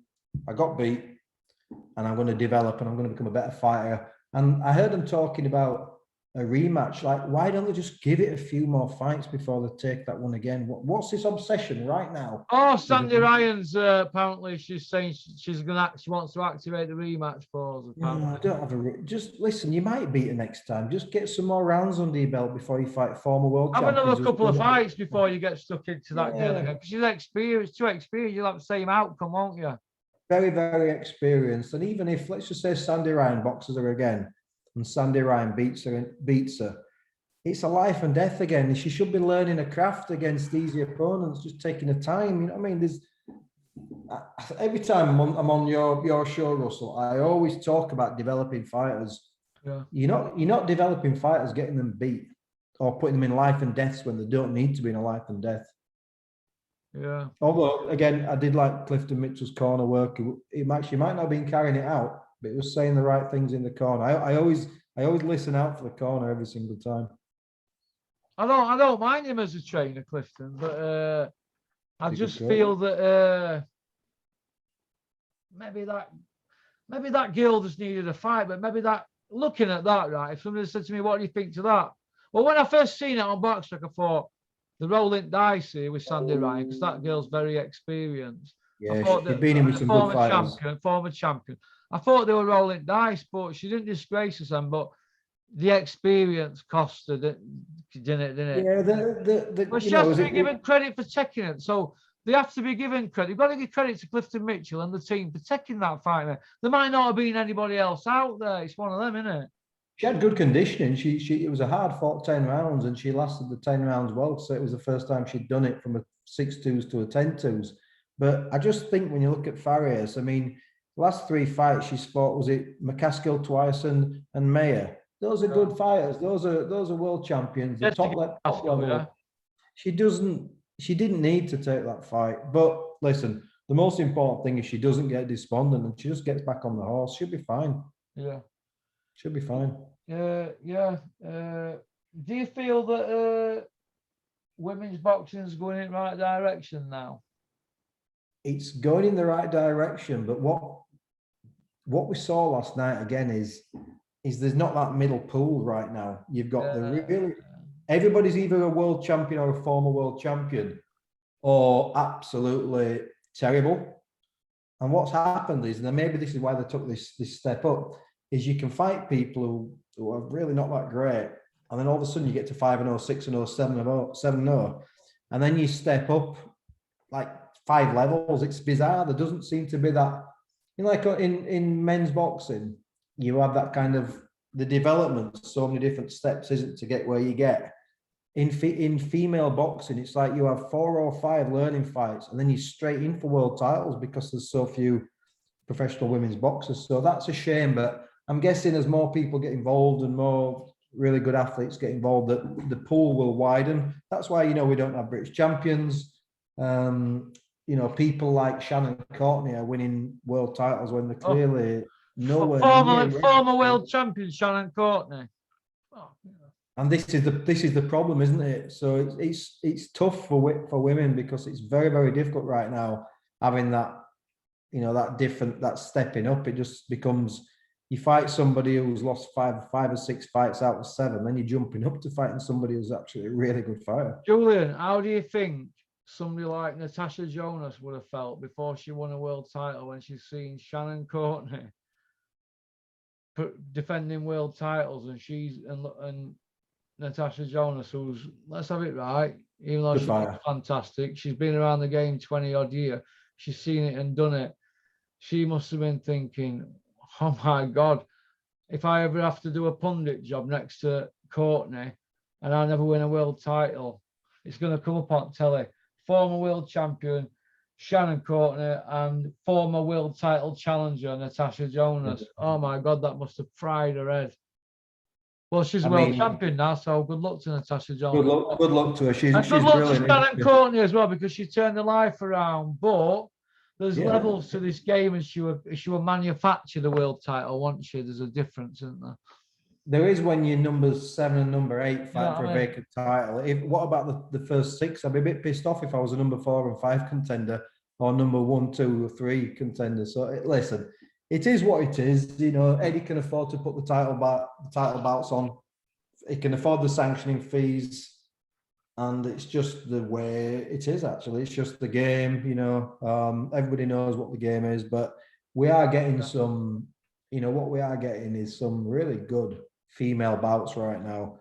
And, you know, some of the Katie Taylor fights we've had have been absolutely brilliant. Katie Taylor and Serrano, that'd be an absolute cracking fight. And I'm starting to certainly show more interest in female boxing than I used to do, and that was not because I just struggled with it because the rawness of some of the fighters. But it's like anything, it takes time, doesn't it? It's got to evolve, and I bet in 20 years' time it'll be absolutely unrecognizable. Yeah, in a good sense. Yeah. Okie dokie then. Well, listen, it's 4:15. We've had an hour. So we've had a good chat, haven't we? I'll get this out today. Always good to chat. Really enjoyed the show. Enjoyed, you know, the bits I've seen of the show, and it's just good to kind of people hopefully have watched this and realize we've not, or you especially, haven't rinsed anybody. If it's a great fight, we've called it a great fight. We've called it a great fight. Ben Davison got it right on the night, but even a dog can find a bone. Yeah, I think the last night, I've said this earlier on, last night belonged to Leigh Wood, because Ben Davison could be a fine trainer, but ultimately it's the spirit of Leigh Wood what pulled that victory out. There was no technical advice or motivation that could have fired a man up like that, other than what's inside that man has gone out and done what he's done. So yeah. Which is what I've always said, and I said this when I was coaching myself. It's really about the fighters. You can't put spirit into somebody. It's there or it's not. And Leigh Wood, bloody hell, unbelievable. Can we just finish off on Max? Max, you can. Obviously you saw the video. You saw him yesterday in Scarborough. You've done some training with him. He's asked me if I'll speak on his behalf if anybody makes him an offer. I said, well, look, you know what I'm like. I'm pretty blunt, but I know I can. I'm not bothered about speaking to anybody from any promotional outfit companies, but you know, if you ring me and tell them to ring me, I'll go speak to people like you, Joe Gallagher, Peter Fury, Mark Tibbs. I'll pick everybody's brains, and we can come to a collective decision amongst us all, can't we? What's best for Max, because he's been offered $9.5 grand to fight that Robinson on Sky, and then he's gone there tonight, and I've done a little bit of digging. I'm not going to go into too much detail. And whereas Max is a bit open-eyed and offers are flying about left, right, and centre, the same offers, different offers were going to different people who were similar to Max. So Max has to be very, very careful and listen to people around him, doesn't he? Otherwise, he'll end up getting his brain scrambled for a decent amount of money, but it really should have been a lot more money, if you know what I mean. So let's hope he listens and he don't get tucked in by all that. The one thing I will say is I think I've had 6 sessions with Max now, and every session we've had, he's gone away and worked on what I've given him to work on. He picked it up, honey. I saw that video yesterday you sent me. Picked it up. Listen, anybody watching would still think he was massively raw. Of course he is. He's 33 and he's never really been taught how to box. The leaps that Max has made from the first session we had together to the 6th session yesterday, even I was just a little bit, oh, wow, unbelievable. So you only have to have that 1% improvement every single week, and you're going to have an half decent heavyweight in 6 months' time. Hey, listen, he's a lump. Hey, listen, comes to the factory, he'll bounce 150 kilo on his chest on bench press like it's a feather duster. Yeah, he's ramrod jab. Yeah, he was literally just tickled me to the body the other week. And Dean White, stop sniffing around our fighter, Max, for black bottle promotions. Actually, right, one of my relatives says, you shouldn't dig that Dean White out. That's why I said I like him. He's quite positive. Actually, he reminds me of Spencer Fear, and I think they've got it off to a T. They're very comfortable in front of camera, aren't they, Spencer and Dean White? But he's very positive, that Dean White, for a big jovial bear type of guy. But I know what you're doing, Dean. You're trying to get Max on side, aren't you? I like Dean. Me, he just strikes me as somebody who he'd take a lot of upsetting and annoying. And hey, look, listen, good luck to him. He's out there and he's hustling and he's making things work for him. Listen, And he does come across really well. It's an hard game, isn't it, mate? Oh, Of course, it's an hard game. Why shouldn't he? If he's prepared to do the work, let him have a piece of it. Why not? Listen, Dean, if you're going to steal Max off us, you're going to need plenty Quality Street in your fridge. He likes Quality Street, Max.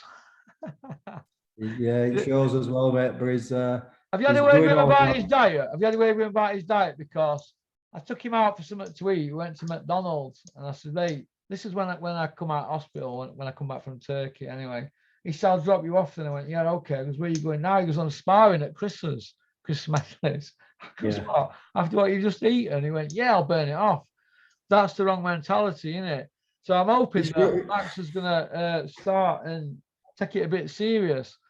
You know what I mean? And then I can sit him down, and then I'll get the phone book out, and we'll see where we can go in. But the main part of the thing is now for him is what Mickey Theo told him to do. He's got to get fit, hasn't he? Max, you've got to get fit first, haven't you? And that's what I've said to him. I said, I don't care if you're a heavyweight, because most of the stuff we've done has been technique. But I said, I don't care if you're a heavyweight or what. You still should be able to do basic things like a burpees and press-ups and body weight, calisthenics, body weight exercises and explosive exercises. I've said to him, look, what the mistake is fighters, especially heavyweights, they'll train for 2.5 hours at a really slow pace. And I said, Max, you're fighting 4-3s. There's no explosiveness, is there? It's no explosiveness at all. And so I said, Max, I'm 50-year-old. If I can rattle off 50 press-ups, really good strict form, you should be able to do 250. I don't care what you fucking weigh. And not straight away, straight down 250 in one go. No, you should be able to, but I can do 5 sets of 50, you mean? That's what we yeah, exactly. And it's like, if I can do that, Max, at my age, riddled with arthritis, you should be able to do a hell of a lot more than I can. And it's that explosive stuff, you know what I mean? And it's like basic stuff. There's certain things heavyweights shouldn't do and can't do. We all understand that, all right? Warrington and Sykes used to do stuff that just make your toes curl. They were fit as hell. But I said to Max, that first time we started working, he'd do a couple of 3-minute rounds on pads. He was blowing. But yesterday he did 6 threes and he was absolutely fine. So he's doing something right. I've said to him, look, you're 2 stone overweight. You don't need me to tell you that. Now, that's up to you. Yeah. But ultimately, you'll regret carrying that around if in a hard fight when you get to 3rd and 4th round. So it's up to you. But I've sent him certain things of how we should eat and what he should be doing and at what time. And he knows what to eat. He come here. He's got his own gym. There's not much he doesn't know about. He's got his own I made him gym, a tuna salad. And he wolfed it down, and I said, Max, that's what Mickey Theo does. He eats clean, but in another 2 hours, you'll want something else to eat. But what you've just ate is clean. Yeah. That's better than wolfing a Big Mac down, isn't it? And that's what Kerry Kay has always said, eat little and often and eat clean. Little and often, that's what I do. That's why I'm slim. And people go crazy on carbs. It's like you don't have carbs the night before a rest day. What's the point of that? It's got to think of food as fuel. And if you think of it as fuel, I said to him, you'll be absolutely fine. I says, and saying I'm going to burn this off. I mean, do you know what you'd have to do to burn a McDonald's off? You'd have to do a fucking big session. You've got to have a good metabolism. Like Clinton Woods, he's got a really fast metabolism. If I go up to Clinton's now for a cuppa, do you know what he'll be doing? He'll be in the kitchen, making me a cuppa. And he'll be having a bit of a biscuit there or a bit of cake. And he says, oh, hey up, Pokey, I'm always eating me, I've got a fast metabolism. And they were doing that first time I ever met him. He was like that. He's here, there, and everywhere. He's on go all day, you see. He's burning it off. Everybody's different, though. Some people's metabolisms have to be kicked into work. They've got to get up in the morning and go for a walk before breakfast, before they've even had a pee, just to kick it in. Do you know what I mean? Everybody's different. And I think Max has got a slow metabolism. Yeah, and he likes his food. And obviously, I mean, I hope Max ate correctly there last night, but I won't put it past Max last night walking around Nottingham with a kebab and chips. Saying it's a cheat night. The cheat night. Listen, I always said to fighters, and anybody on a diet who doesn't need to be a fighter, it's only cheat day when you've earned it. If you get on the scales and you say, I've dropped 6 pounds this week, you can have a naughty cheat, but cheat day doesn't mean I'm going to put 6 pounds back on. I'm going to have 3 cakes and fish chips 5 times. Cheat day just means just a little cheat, a little treat. Yeah. Once you've earned it, you're entitled to it. But right now, if Max is 20 stone, you haven't earned it yet. Yeah, you haven't earned it. So Max, get on it. Get in your sauna in your gym and get somebody to put a broom handle through them 2 bars where the doors are, so you can't get out, and leave it in there for a couple of hours. But he's a good lad. He'll do all right. Yeah, he's our pal, isn't he? He's our friend, and we're going to watch out for him, aren't we, best we can, because that's what friends do for your friends. I just don't want him to get tucked in by the boxing bubble, because it can engulf you. Before you know where you are, you're making wrong moves, and then. Listen, I said to Max, and this might seem a little bit untoward. So if anyone understands what I mean, it's like, when you get these people who say, these young women, vulnerable young women say, I'm going to go to Hollywood and I'm going to be a star. I'm going to go to New York. I'm going to be an actress. And they meet some sleazy producer who just says, and they kind of ended up feeding them into kind of low budget, low rent porn films. And I said this to Max. I says, Max, this is the classic story of, okay, you're coming into a world of boxing now. You've got a big social media following. And once people start to realize you can generate ticket sales, everybody wants to know you. Everybody wants to be your friend. Oh, I get the tickets. Yeah. And that's what happens. And I said, it's like that New York and the actress and Broadway story. I says, and these people, all of a sudden, you don't know who they are. They all want to be your friend. And everybody loves you. He's a big quirky personality. I can do something with him. I says, and you'll end up getting fed to the wolves. I says, so just be careful. Don't run before you can walk. If you can ever walk, I says, if you can ever run. And just, take your time. There's no rush at all. Take your time. Max was suited and booted last night with his Dolly Bird new chick. Yeah, he sent me the VIP, DAZN VIP'd him. Go on, Max. He's enjoying himself, mate, isn't he? And let him enjoy it, but let's get the fights what's right for him when they're right for him. Yeah. If they're ever right for him. Well, I think, Julian, what path we should put him on is what you said. Let's get him to 6-0 and get some wins under his belt and get him down to 18 stone at least. Because he had a bet with me, didn't he? 100 quid bet that for 1st of June he'd be 16 stone. And I'd have to give him 100 quid and that red leather jacket in there that's a cringer with all other leather jackets I've got. So I don't think he's going to win the bet, do you, unless he cuts a leg off. Max couldn't do 16 stone if he was nil by mouth. His frame's too big. Max is about an 18 stone 2, 18 stone 3 lump. Big 18 stone, and if he hits you in a night, some legs his legs and his shoulders and his frame. He's like heavyweights out like they used to be. He's a big, strong, solid guy. 18 to 18 3 would be absolutely fine.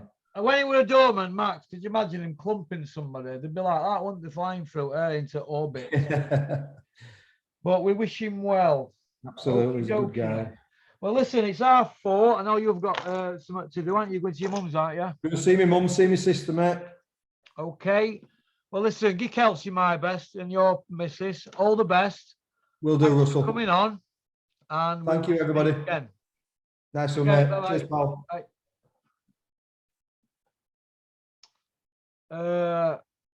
I'm just about to go like that now and scratch my nose. All right. Does that mean I've had cocaine?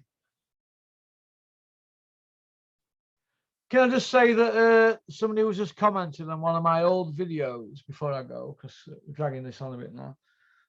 This is when I lived at Conisbrough. I used to have a load of aftershave on this table, and somebody said in one of the comments, if you go look, it says, Porky, that Ted Baker aftershave hasn't moved in months, and I've superimposed it. And they have superimposed it, and it looks like there's like a bit of fluff coming up on it, Porky. Yeah, that's what happens with aftershave, because you don't tend to clean it, do you? Or rinse it under the tap. Has anybody else got that problem with their aftershaves when you just put them on a table? You know, you can clean underneath it and that, but yeah, so yeah, we're dirty bastards here in DN12. So, but I don't live at that house no more, mate. And yeah, when I did move, I rinsed them all on the tap. But thank you for being observant. But what I want you to do, I want you to fucking get out more at night. All right, get yourself out more and live a bit of life. All right, I don't know, go smoke a joint or something, or go pull a bird. And on that note, well done, Eddie, on that show last night. I'm going to give it a 10 because it weren't pay-per-view. Obviously, it was a subscription channel, but it was a good balanced show. And there were only 3 people on there with losing records for opponents out of an 8-fight card. That's what boxing should be. So, Eddie Earn, you're still a fucking prick, though. Well, that show last night, let's see if you can keep that up, Eddie. So, were you putting that show out last night like that, Eddie? Let's hope it set the bar for the rest of them to follow, the rest of the sheep. Because what's been served up lately is a load of pish, as Andy Patterson says, or Andy P. A load of pish. For that last night, fantastic. I get a 10 out of 10. And well done. And the only gripe I have with the whole show, because I like perfection, I've got OCD. The only gripe I've got with it was the Michael Alexander scorecard. Other than that, it was a perfect show. Wasn't it, Rocky? We liked it, didn't we? Come on then. Come on, what's the matter? You look like you're on Green Mile. What's the matter? Have you not pooped, have you? Good job. You'll be going in HMP Porkville if you have. You know, don't you? You know. Give me a kiss. Mwah. Right. Go and get your sons off. Let's have a look how long you've got. Oh, you've got a good hour and a half. Peace out. What do you want now? Do you want to come and say hello? Say hello to Frank in Bury. Oh, let's see if we can get. He's going for his haircut tomorrow. Say hello to Frank in Bury. Say hi, Frank. Hello, Frank. Frank loves you, doesn't he? Frank in Bury. We like Frank, don't we? Hey? You like Frank? Yeah, we do, don't we? All right. So I'm going to put this video out now, and then straight after it, you're going to get the video. Well, it's a surprise for you. That's all I'm going to say. And I can put that little incident to bed now. All right, because that's what it's all about. I don't need to be going back and forth with YouTubers. Oh, what I will say, though, is somebody keeps... I forgot the name of this person. It's not. There's not one, though. There's about 4 of them. They keep texting, saying, oh, what do you think about Ty and Booth? Saying your channel's lowest at lower summit, and you're at the lowest end, or some vile comments Ty and Booth said about me. Said about my channel. And never really dug Ty and Booth's channel out, but while I'm on the subject, well, if my channel's that low and terrible and all that, why do a video commenting about me? That's what I say. But I don't know, maybe to get popular, maybe I should start drinking £3 bottles of wines and start pissing in a bottle in bedroom. Maybe I should start doing that. Is that the way forward? I don't know, I'll grow my nails about that long. All right. People are always looking for beef, aren't they? Twitter beef, or is it or internet beef or YouTube beef? Concentrate on the boxing. But like I said, that incident with Michael, well, I silenced him, and he had his opportunity to come on my channel. After I banned him, he had a chance to come on my channel via Zoom so I could confront him about the stuff he said, and he didn't. So I went and confronted him because he said he was going to do me in if I confronted him. Well, I confronted him, and he didn't do a diddly squat. And then I didn't want to take my leather jacket off because I couldn't get it off because it kept getting caught. But the fact that people are interested in what I do and what I wear, I think is fantastic. But yes, a black leather jacket with a black tracksuit and black trainers is not it's not one of the best looks. It was cringe, wasn't it? The all day were cringe. Max, it was your idea, you cringe, Max. maybe next time I should do it, I should wear a red tracksuit and a red leather. Yeah, it was cringe. You should wear jeans with leathers, shouldn't you? But hey, listen, it's over and done with now. Nobody got hurt. There were police that parked outside as well, by the way. Ask Coogan Cassius. So nobody got locked up. Nobody got hurt. Craig thought with her, he would have diffused it anyway. Look, they weren't going to let me clump somebody like him. I'm not going to get any medals giving him a clump, am I? He knows what he did. And that's that. And, you know, I shit him up, didn't I? And isn't that better than me getting locked up? Because you lot would love that, wouldn't you? Me getting locked up. Or better still, me getting knocked out on camera. Woo, you love that, wouldn't you? All you haters. But it is what it isn't, isn't it? So, but like I said, it's put to bed, and I hope you like the video that's out after this one today. I'm gonna put them out at the same time because it took a long time for Cameron to put it together, and no doubt he'll invoice me for it. But we'll put that to bed now, and maybe next time Michael wants to go around threatening people, he'll think on in future, won't he? All right. So, okie dokie. Well, I think I'm going to go clean brake discs on my car. I think I might have some Echo 4s in the shed. We use that to clean brake discs in Doncaster. Peace out.